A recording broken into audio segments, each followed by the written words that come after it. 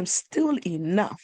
Even when I mess up, self-worth is not your GPA. It is not your follower count. It is not your relationship status. It is not whether you made the team. It is not whether your teacher likes you. It is not whether people invite you to the party. Self-worth is your inner belief that says, I matter. I have value. I am still worthy. Even when I am learning, I am still enough. Even when I mess up. It's like something you see on a cute journal from Target, but living it, that's where it gets real. It can start to feel like your value depends on how well you are performing in every area of your life. That is exhausting. You are not a walk-in report card. You are not a social media profile. You are not a highlight reel. You are a whole person.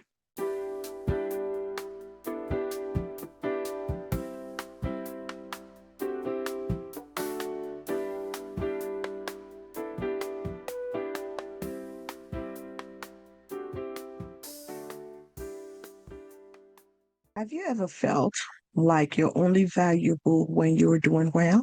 When the grades are good, the outfit is cute, the likes are coming in, the coach is proud, your parents are smiling, and everyone is saying, "Ooh, you're doing so good." But then what happens when you mess up? Fail the test, you don't make the team, your post flops, your friend leaves you on read, your parent looks disappointed. Suddenly, your brain starts acting like a dramatic courtroom lawyer. Ladies and gentlemen of the jury, we have evidence that I'm a failure. No, ma'am. No, sir. No, friend. We're not doing that today. Today, we're talking about self worth, identity, and the difference between your performance and your value. Because here's the truth: what you do may describe your performance, but it does not define your worth. Hello, I'm Dr. Kemi, educator, author, speaker, and creator of the Living with Grace framework, which teaches teens about the importance of gratitude, reflection, affirmations, connections, and empathy. I'd like to welcome my current subscribers. I am so glad that you're here. And if you're watching me right now, you're listening to me right now, you're not yet subscribed. What you waiting for? Go ahead and click that subscribe button, and I'll be so glad to have you. Now, before we begin, go ahead and grab your journal. If you don't have a journal, grab a notebook. If you don't have a notebook, open the Notes app on your phone. If you're looking for a great journal to help you, I've written the Affirmation Gratitude Journal, and it's available on Amazon. I'll be sure to post the link in the show notes.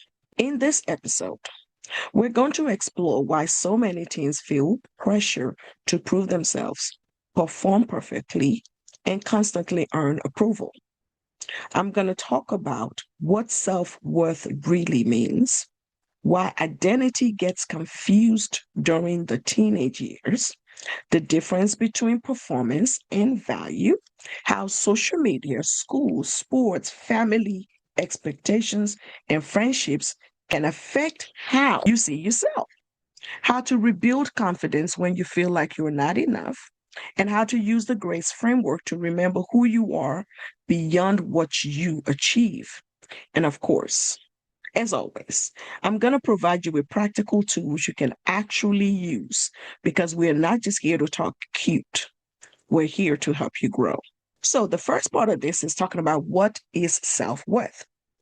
The simple definitions of self-worth is this: it means knowing you are valuable simply because you exist, not because of what you achieve. So, self-worth is not your GPA. It is not your follower count. It is not your relationship status. It is not whether you made the team. It is not whether your teacher likes you. It is not whether people invite you to the party. Self-worth is your inner belief that says, I matter. I have value. I am still worthy, even when I am learning. I am still enough, even when I mess up. Now, let's be honest. All of that sounds real beautiful, right? It's like something you see on a cute journal from Target, but living it, that's where it gets real. Because when you're a teenager, everything around you can feel like a scoreboard: grades, sports, friend groups, college plans, looks, popularity, talents, clothes, social media. It can start to feel like your value depends on how well you are performing in every area of your life. That is exhausting. You are not a walk-in report card. You are not a social media profile. You are not a highlight reel. You are a whole person. Let's talk about identity. And what is identity? Identity is your understanding of who you are, what matters to you, and how you see yourself. Identity answers questions like, who am I? What do I believe? What do I care about? What kind of person am I becoming? What makes me me? You see, during the teenage years, identity can feel confusing because you are growing, you are changing, you are questioning and trying to figure out where you fit. One day you're like, I'm quiet and peaceful. And the next day somebody says something sideways, and suddenly you're ready to host a full press conference. That doesn't mean you're fake. It means you're still learning about yourself. Teen identity can be influenced by the following: family expectations, friend groups, culture, school environment, social media, faith or values, music, fashion, sports, academics, past experiences, compliments, and criticism. And sometimes teens accidentally build an identity around what gets the most approval: the smart one, the funny one, the responsible one, the pretty one, the athlete, the helper, the quiet one, the tough one, the I'm fine one. But here's the question: who are you when you are not performing for anyone? And that's where your real identity starts. Let me break this down clearly. Performance versus value. Performance is what you do. Value is who you are. Your performance can change. Your value does not change. You can have a bad game and still be valuable. You can fail a test and still be intelligent. You can lose a friendship and still be lovable.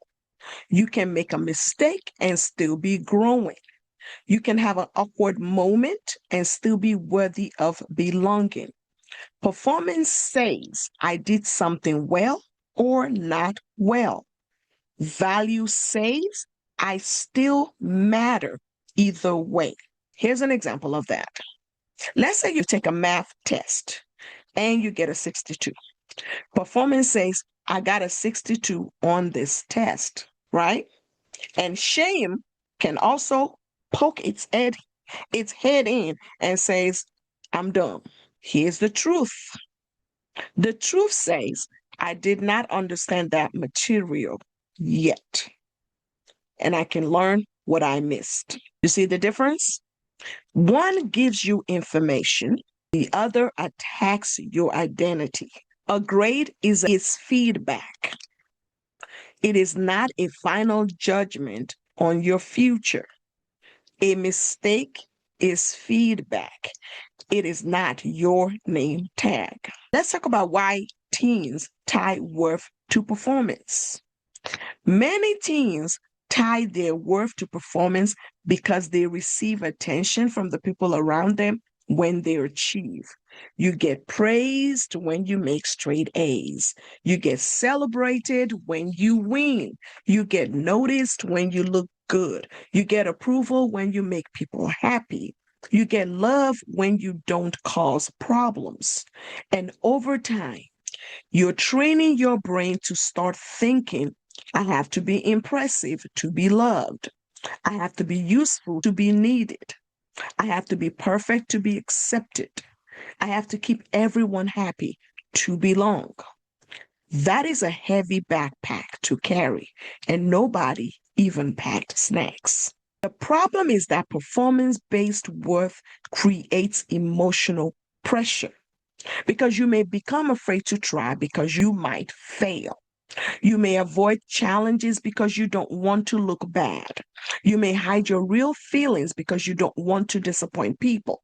You may compare yourself constantly You may feel anxious when you're not achieving. You may struggle to rest because rest feels like laziness. You're not a machine.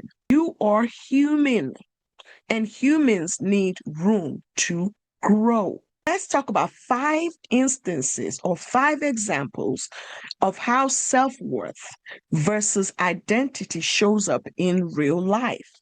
Example number 1 is the straight A student. You're known as the smart one. Everybody expects you to do well. And then you get one bad grade. And you feel like your whole identity is falling apart. But one grade does not erase your intelligence. It just reveals where you need support. And you're not less worthy because you need help. Let's talk about example number 2, the athlete. You missed the winning shot, you dropped the ball, or you had a bad game. And your brain says, I let everyone down. But your value is not stored in a scoreboard. You can learn from that moment without becoming the mistake. That is what failing forward is all about. Example number 3, the friend group pressure. You feel like you have to be funny, available, and agreeable all the time so people will keep you around. But let me say this. Real friendships should not require you to abandon yourself. You should not have to perform a personality just to be accepted. You should be able to be accepted for being authentically you.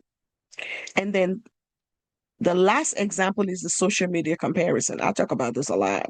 You post something on social media and it gets 6 likes.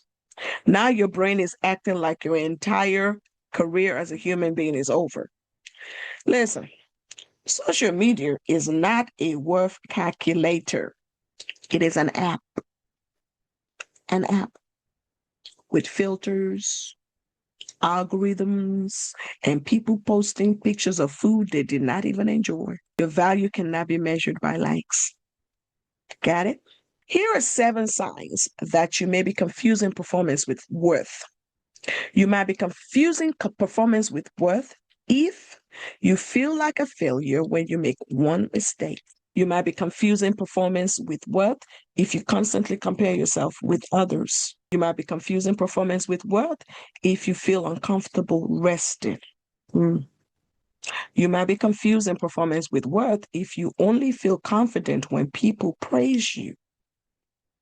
You may be confusing performance with worth if you are afraid to try new things because you might not be good right away. You may be confusing performance with worth if you hide your struggles so people keep thinking you have it together. You may be confusing performance with worth if you feel like you have to earn love by being perfect, helpful, successful, or easy to deal with. The goal here is not for you to stop caring about doing well.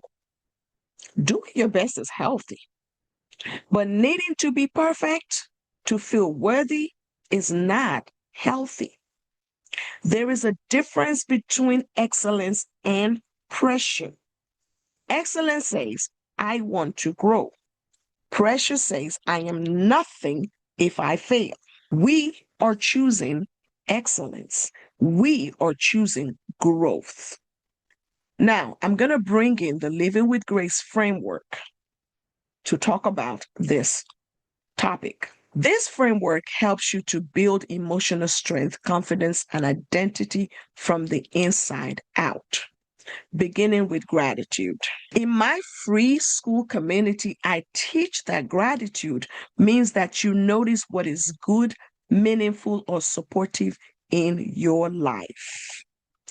Gratitude helps you shift from I am not enough to I have something to build from. This does not mean that we are pretending that everything is perfect. No, it just means learning to notice more than the problem. So when you feel like you failed, gratitude helps you to ask these 4 questions. What did I learn? Who supported me? What strength did I show? What is still true about me? So for example, You failed a quiz. Remember the math test that we talked about earlier? You made a 62 on a math test. So instead of you saying to yourself, I am stupid, you can instead say, okay, what did I learn?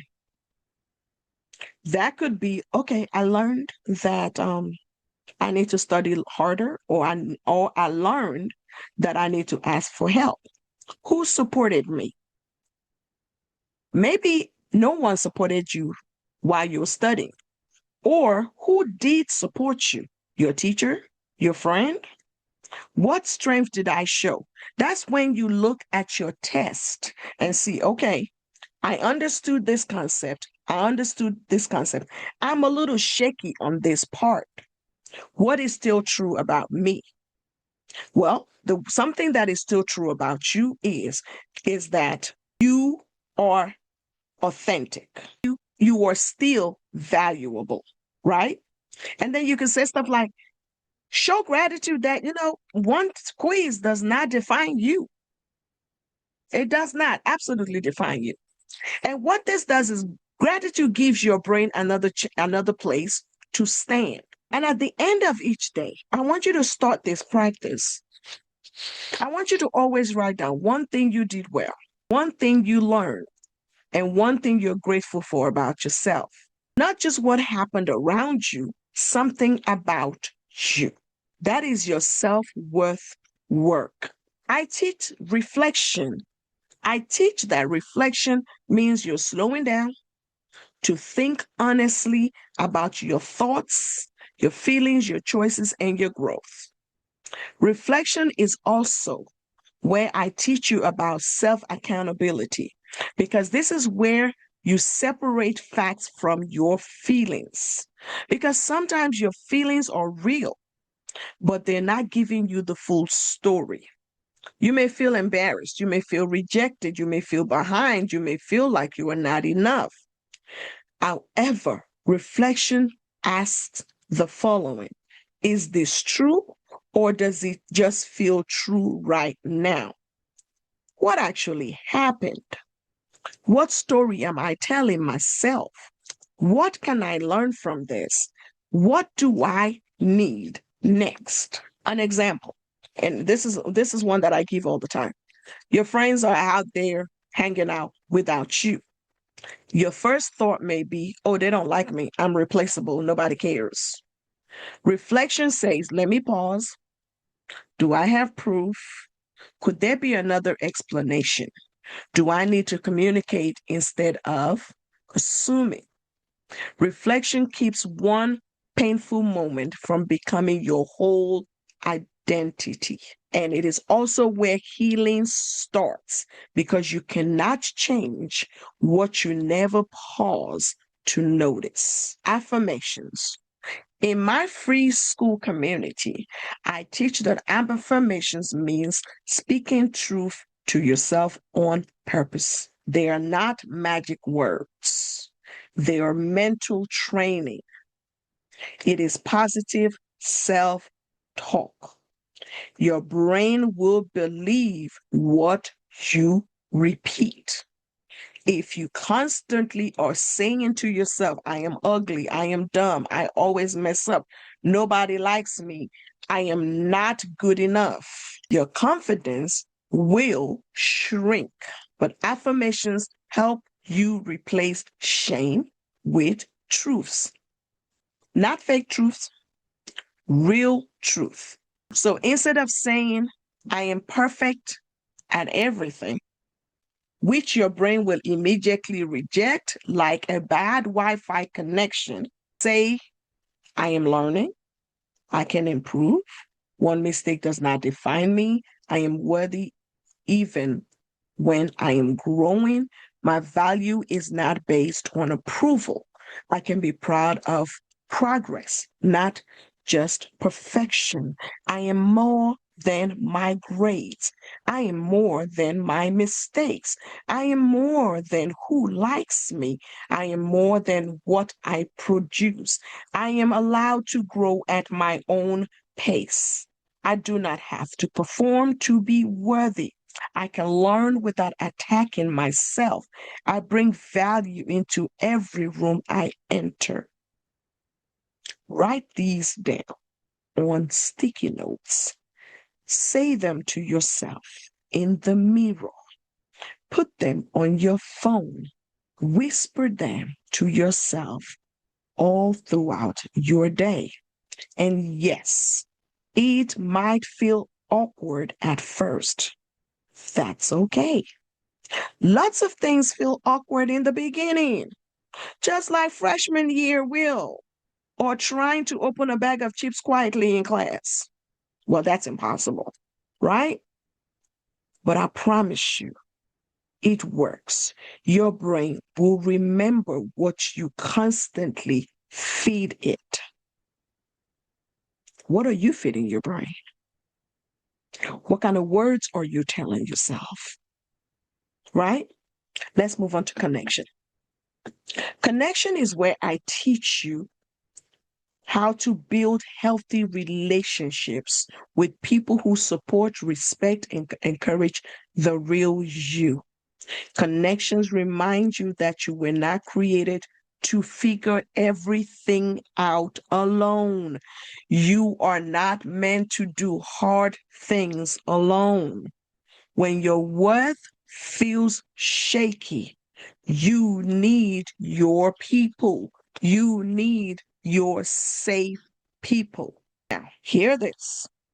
Safe people are not perfect people, but they are people who help you feel seen, respected, and supported.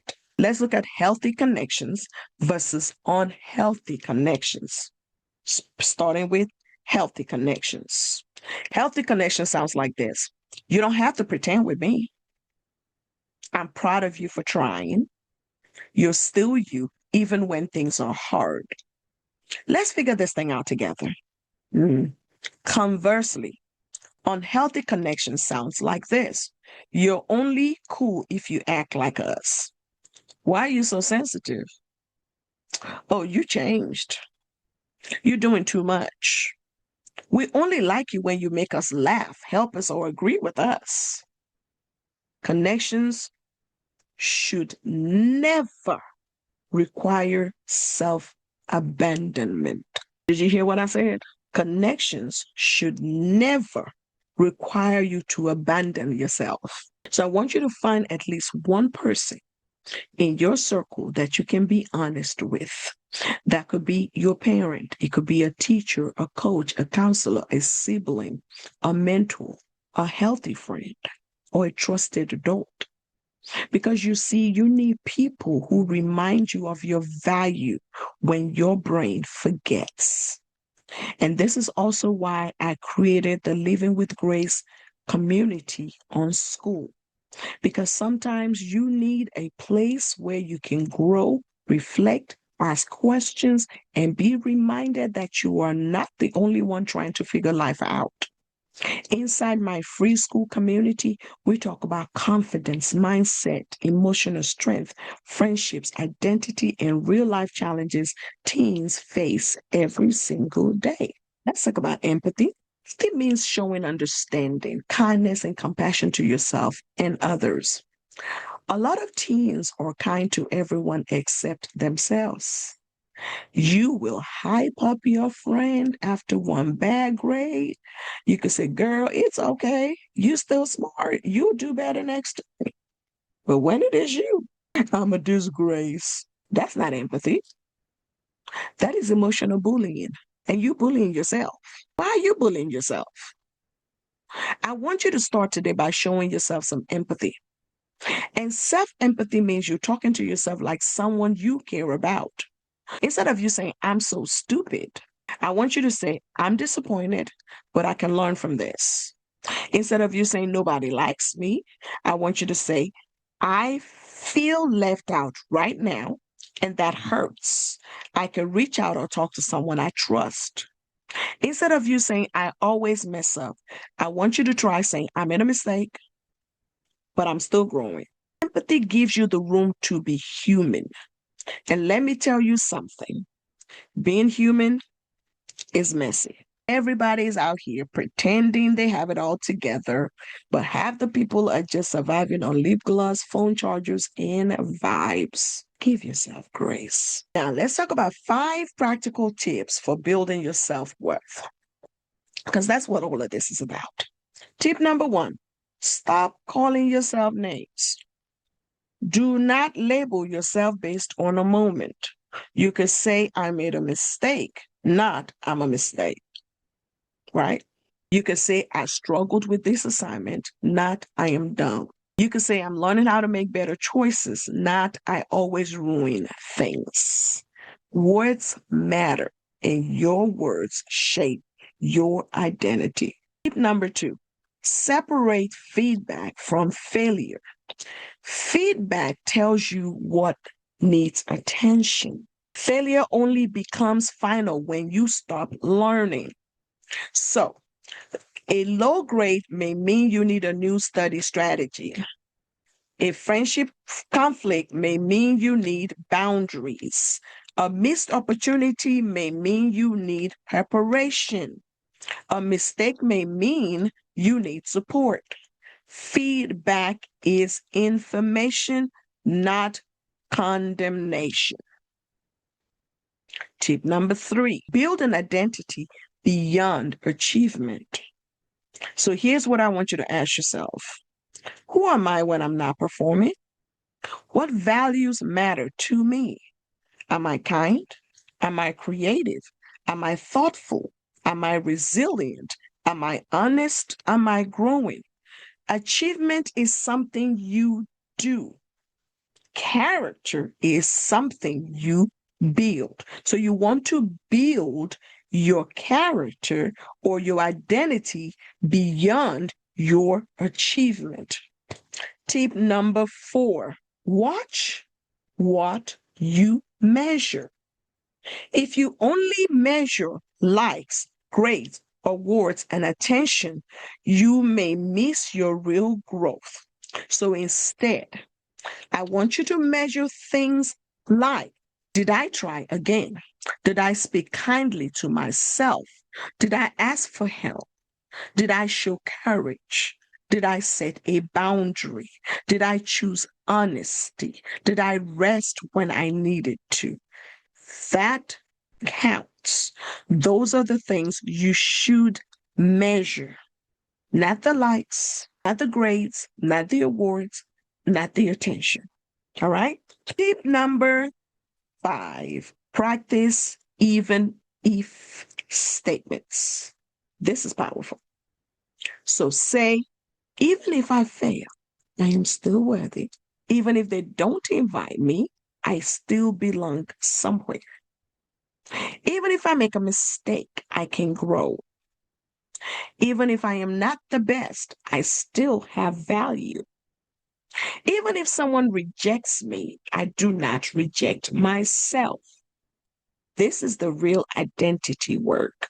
So I want you right now, we're going to do a quick mini exercise for those of you who are watching and listening. Go ahead and grab your notebook or open your journal or open your notes app. Complete these sentences for me, starting with this. I used to think my worth came from, but I am learning that my worth comes from. One performance area I put too much pressure on is. One truth to remember is. One way I can show myself grace this week is. This is kind of work we go deeper into inside the Living with Grace course, because confidence is not built by pretending that everything is fine. Confidence is built by learning how to speak to yourself, understand yourself, and grow through real life situations. Parents, this part is for you. Your teen may seem like they don't care, but many teens are carrying quiet pressure to be enough. So be careful not to only praise outcomes. Instead of only saying, I am so proud of your A, you can also say, I am proud of your effort. I'm proud of your honesty. I am proud of how you handle that. I am proud of your courage. I am proud of the person you are becoming. Your team needs to know that they're loved when they succeed and when they struggle. Achievement praise is good, but identity safe love is better. So, if this episode spoke to you, I want you to take the next step. Join my school community and enroll in the Living with Grace course, where we go deeper into confidence, self worth, emotional strength, friendships, identity, decision making, and personal growth. Inside the course, you will learn how to use the GRACE framework in real life situations like feeling rejected, comparing yourself to others, overthinking, friendship drama, school pressure, low confidence, fear of failure, trying to figure out who you are. You do not have to grow alone.